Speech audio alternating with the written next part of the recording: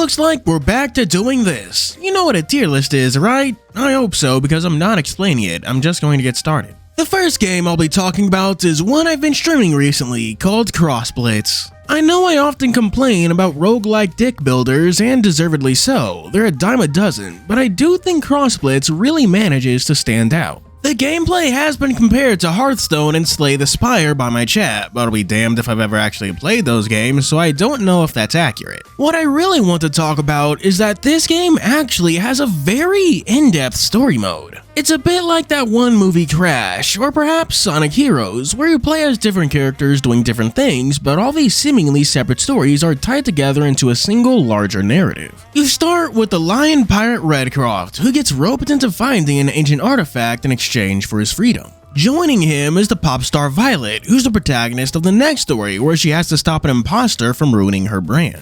The moment-to-moment gameplay is going across this board game-like space, completing fights to unlock new cards you can craft, but there's also side quests you can do to unlock new deck types alongside leveling up.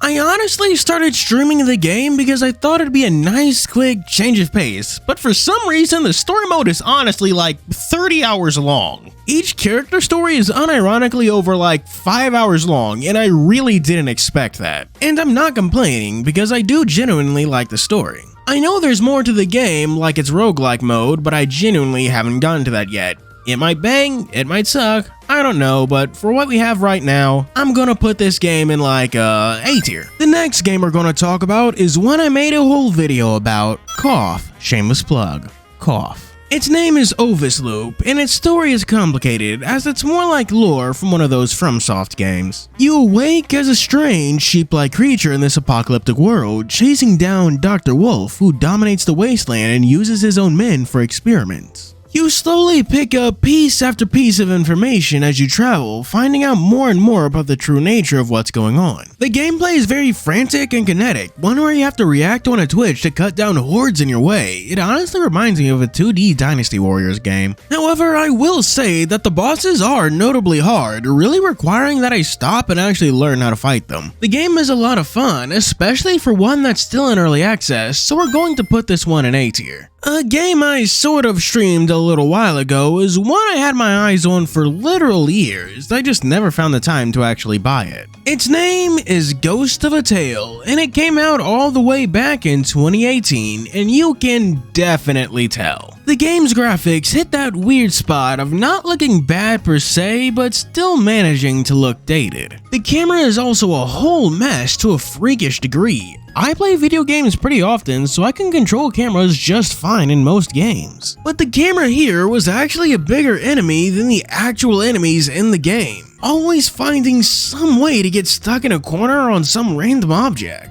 I actually do kind of like the enemies in Ghost of a Tale because the game is a stealth game, so they are fittingly overpowered and strong, but also with navigable AI that makes doing stealth easier. And I do like the mechanics of hiding in shadows and in barrels and stuff like that. But Ghost of a Tale's biggest issue is the lack of direction. It's not an open world game, nor is it linear. You're told to do things, but you have no idea where any of those things are. You can get maps, but they are found lying around in the world, so you need maps to find your maps. This is actually one of those games I left in the did not finish category, mostly because wandering around without any hint or idea if what I'm doing is actually making progress or not isn't really my idea of a fun time, especially when the controls are oddly floaty and I'm fighting the camera the entire way through. My last straw was actually when I encountered a weird bug or glitch where I fell like 4 feet and died immediately, so I'm gonna put this game in F tier where it belongs. I don't feel too bad about it because the game was cheap, especially when considering I got it on sale. I think it was like $2. I usually cover Steam games, but I want you to know that I do own other consoles, specifically a Nintendo Switch 2, so let me talk about a Nintendo exclusive I'm sure you've heard of.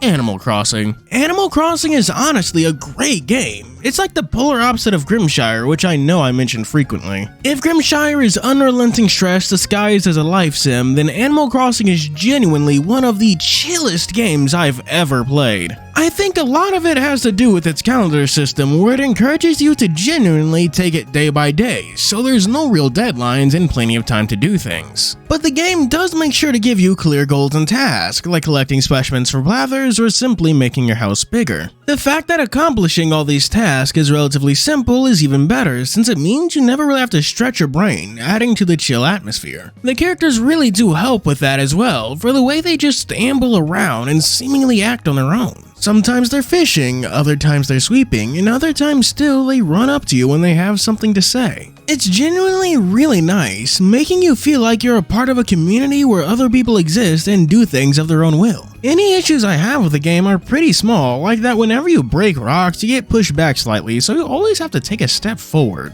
If you have a Switch 1 or a Switch 2, I recommend you give Animal Crossing a try, and we're putting it in S tier by the way. We're now far enough into this main video that I feel comfortable telling you to like and subscribe while I move on to this video's main focus. Do you know Yu-Gi-Oh? That one anime with the wacky hair and the card games? Has an abridged series that's really popular? Well, it also has a real card game, and around 4 years ago, Konami actually made a digital version of it called Master Duel. It's free to play, and I recommend you do. It finally got a good solo mode, but that's besides the point. The point is, one of the main things about Yu-Gi-Oh! Are these things called archetypes. They're what we call cards that share a name and general theme, and right now is a good time to get into Yu-Gi-Oh! Since not only is the meta good, for once and for fucking ever, all the archetypes are actually furry. Going from the least furry archetype to the most furry archetype, we have Dracotail. I'ma be honest, I don't play this deck, I just know it's a collection of animals and then dragon girls who turn into even bigger dragons, and whatever the fuck Gulamel is. They're apparently strong, but their existence bores me, so I'm moving on. The next archetype is one I actually know quite well because it's my favorite deck of all time.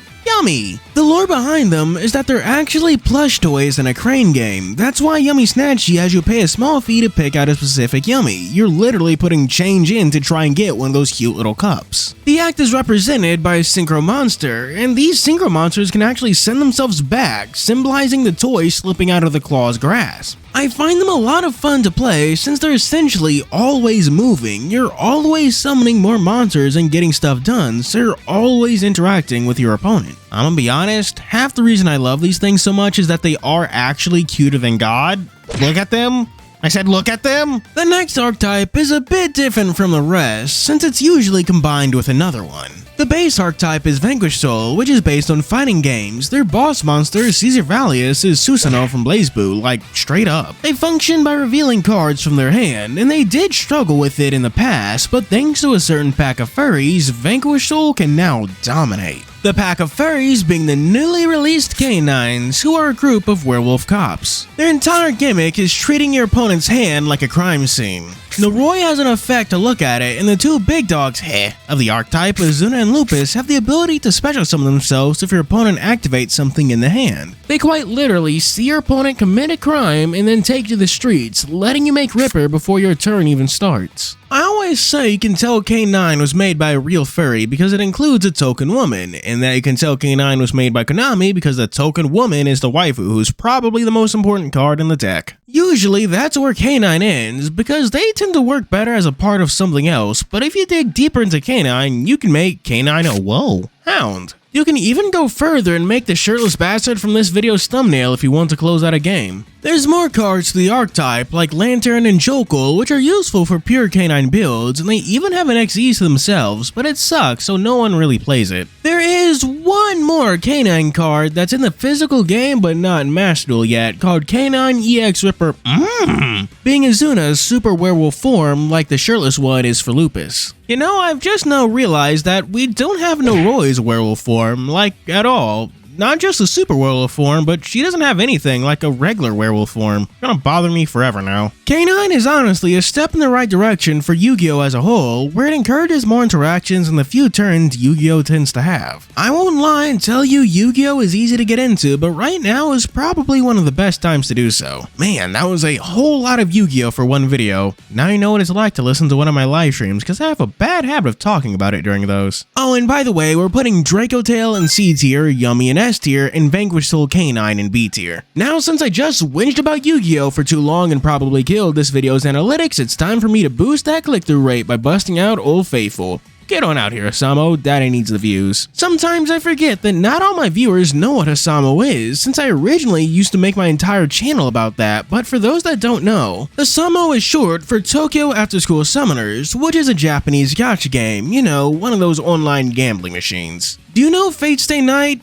I think it has a new anime or something airing right now. Well, Housamo is like that, but actually good. Housamo uses characters from myth and stuff, and does a really good job of making them fit within its framework. I won't talk about it here because I do have whole videos already doing that. The real draw of Housamo is its story, and it seems like its creators agree, because the visual novel segments are long as hell. There are entire parts of singular episodes that are like an hour long. I genuinely think the main quest chapters are like 10 hours long to read through, and they make events that are also obscenely long. It's not a problem because the writing is genuinely fire, finding a way to involve new and old characters into event stories that actually make sense within the greater context of the whole work and for the characters themselves. As for the main story, it's a whole thing I genuinely do not have the time to get into right now. It's very complicated and manages to pull a lot of disparate characters into what seems like a fantasy story, only to pull back and drop the sci-fi bombshell. It's kind of crazy, but also a lot of fun. Unfortunately for Housamo, the game isn't just a story because it also has combat.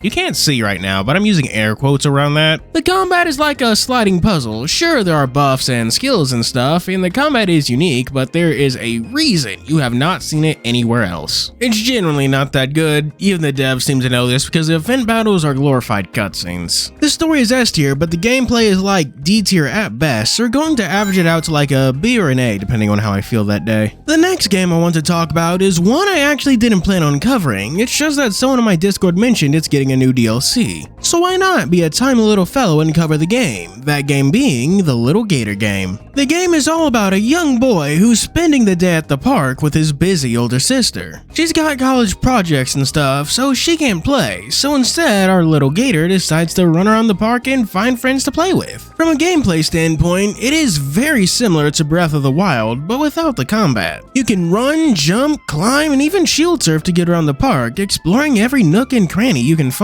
Like I said, the goal is to get friends, and they often have a small challenge as requirements for them to join you. It gives you a reason to actually apply all of those movement tricks you learn and actually build up your stamina and things like that. It makes the game super fun in a very relaxed way where you're given an entire map to free roam at your leisure. You can also find new hats and new shields that change how you slide, and then there's just finding all the tiny hidden details around the world, like a cave and whatnot. This is all wrapped up in a very nice story about family and the time you spend with them. And as I mentioned before, it's getting some new DLC February 12th, so I do think now is a good time to get it.